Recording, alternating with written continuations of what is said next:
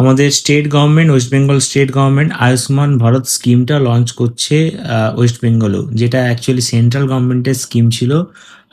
যেটা আমাদের ওয়েস্ট বেঙ্গলের মধ্যে অ্যাপ্লিকেবল হতো না বা লাগু ছিল না, কারণ ওয়েস্ট বেঙ্গলে অন্য স্কিম ছিল আগের গভর্নমেন্টের আন্ডারে। তো ওয়েস্ট বেঙ্গলে এই আয়ুষ্মান ভারত যে স্কিমটা লঞ্চ হওয়ার ফলে যারা ওয়েস্ট বেঙ্গলে যারা থাকি আমরা, আমাদের কিন্তু আরেকটু বেনিফিট বেশি পাবো বা পাওয়ার সম্ভাবনা আছে। কারণ এই স্কিমের আন্ডারে 5 লক্ষ টাকা প্রতি বছরে প্রতি পরিবার পিছু দেওয়ার কথা বলা হচ্ছে। এটা যারা শহরে থাকে এবং যারা গ্রামে থাকে প্রায় প্রত্যেকের জন্যই এটা অ্যাপ্লিকেবল।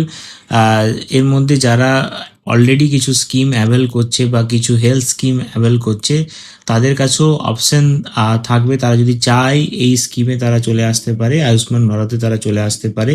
তো এই আয়ুষ্মান ভারতে যদি কেউ আসতে চায়, তার জন্য যেটা করতে হবে, অনলাইনে যেতে হবে। অনলাইন পোর্টাল আছে বা আয়ুষ্মান ভারত অ্যাপ আছে। ওখানে গিয়ে নিজের মোবাইল দিয়ে নিজের রেশন কার্ড দিয়ে দেখতে হবে, চেক করতে হবে স্ট্যাটাসটা, তার সে বা তার ফ্যামিলি এটার জন্য এলিজিবল কিনা। তো এই প্রসেসের মধ্যে দিয়ে কিন্তু এই অনলাইনের মধ্যে দিয়ে এটার জন্য অ্যাপ্লাই করা যাবে বা রেজিস্টার করা যাবে।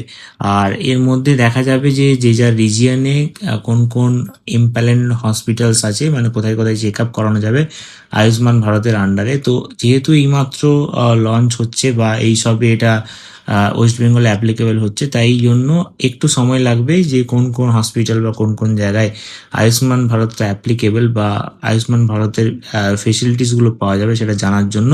আর কিছুদিনের মধ্যেই এই হসপিটালস বা ইম্প্যানেলড হসপিটালগুলোর লিস্টও কিন্তু পেয়ে যাওয়া যাবে। তো এটা অবশ্যই আমাদের রাজ্যের সমস্ত মানুষের জন্যই একটা ভালো খবর, কারণ কিছুটা হলো বেশি টাকা বেনিফিট পাওয়ার সম্ভাবনা থাকছে এই আয়ুষ্মান ভারত স্কিমের